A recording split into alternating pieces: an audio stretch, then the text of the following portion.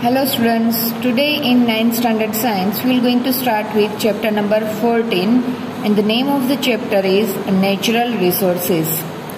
So if we are going to start with the introduction, then our planet Earth is only one on which life as we know it exists. Life on Earth is dependent on many factors. Most life forms we know need an ambient temperature, water and food. The resources available on the earth and the energy from the sun are necessary to meet the basic requirements of all life forms on the earth. So as we all know that life exists only on the earth, and the reason behind it that we are getting our basic requirements on the earth, that is we are getting energy, we are getting food and we are getting water and a moderate temperature. So these are the reason because of what all the living organisms can survive only on one planet, that is the earth. So what are these resources on the earth? So these are the land, the water and the air. These are the three necessary basic requirements for any of the organisms to survive and to live. The outer crust of earth is called the lithosphere, and water covers 75% of the earth's surface. It also found in underground. These comprise hydrosphere, and the air that covers the whole surface of earth like a blanket is called the atmosphere. So we are surrounded with three kinds of sphere. One it's called lithosphere, covered by land. One it's called hydrosphere, covered by water, and atmosphere, covered by air. Living things are found where these three exist. So on any planet, if we are getting these three things or three natural resources, then the living organisms can be found over there. These life supporting zone of the earth where the atmosphere, the hydrosphere and the lithosphere interact and make life possible is known as the biosphere, right? So all these sphere, that is I am talking about lithosphere, atmosphere and hydrosphere, interacting with each other and make the life possible. So that is considered as the biosphere. Living things constitute the biotic component of the biosphere. The air, the water and the soil form the non-living or abiotic component of the biosphere. Let us study this abiotic component in detail in order to understand their role in sustaining life on the earth. So now let's go through the role of these three spheres. So first of all we are going to start with the atmosphere, right? So in atmosphere the air will be there. So we can have the heading the breath of life is air, because as we all know we can survive without food or water for a few days, right? But we are not able to survive without air within a few seconds or a few minutes, right? So we can say that the breath of life is the air. So let's talk about it. We have already talked about the composition of air in the first chapter. It is a mixture of many gases like nitrogen, oxygen, carbon dioxide and water vapor. So because air is a mixture, in first chapter we have talked about it. It is interesting to note that even the composition of air is the result of life on the earth. Because of this composition which we have on the earth is reason for the life on the earth. In planets such as Venus and Mars, where no life is known to exist, the major component of the atmosphere is found to be carbon dioxide. Why is it so? Because the air you find it out in these two planets is mostly composed of carbon dioxide only. And as we all know, carbon dioxide is a poisonous gas. It is a harmful gas for human being or for any living organism, and that is the reason life is not existing on Venus and Mars. In fact, carbon dioxide constitute up to 95 to 97% of the atmosphere on Venus and Mars.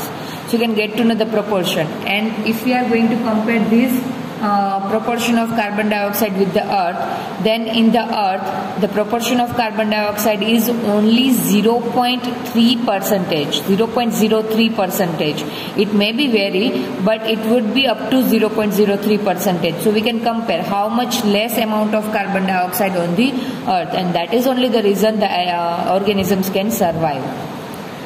Eukaryotic cells and many prokaryotic cells discussed in chapter 5. We all know the difference between eukaryotic and prokaryotic. Need oxygen to break down glucose molecules and get energy for their activities.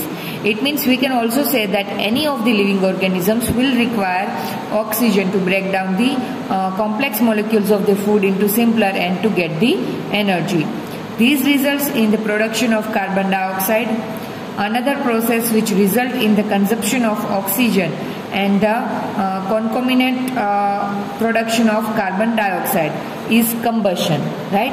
During a combustion also we know that the carbon dioxide will going to be produced. These includes not just human activities which burn fuels to get energy, but also forest fire, right? So combustion is not going to be takes place by only human activities, but sometime due to forest fire the combustion will also takes place in a large scale and the carbon dioxide will going to be produced. So despite this, the percentage of carbon dioxide in our atmosphere is a mere fraction of a percent, because carbon dioxide is fixed in two ways, right? So though these all are the sources which going to release the carbon dioxide in the atmosphere, but still on the earth the amount of carbon dioxide, as I have told you, it is approximately 0.3 or 0.03%, right? So it is very small amount. Why is it so? Because there are two factors which fixed the carbon dioxide. First is obviously green plant, because during the process of photosynthesis we all know that green plants are using the carbon dioxide, right? So green plants convert carbon dioxide into glucose in the presence of sunlight. And second, many marine animals use carbonates dissolved in seawater to make their shells, right? So in marine animals we are seeing so many kinds of aquatic animals above or around which the shells are present, right? So these cells are made up of the carbonates, and carbonates is form of the carbon dioxide, right? So in these two ways the proportion of the carbon dioxide is fixed into the atmosphere, right? So it will not going to be increases by the human activities or by the other activities.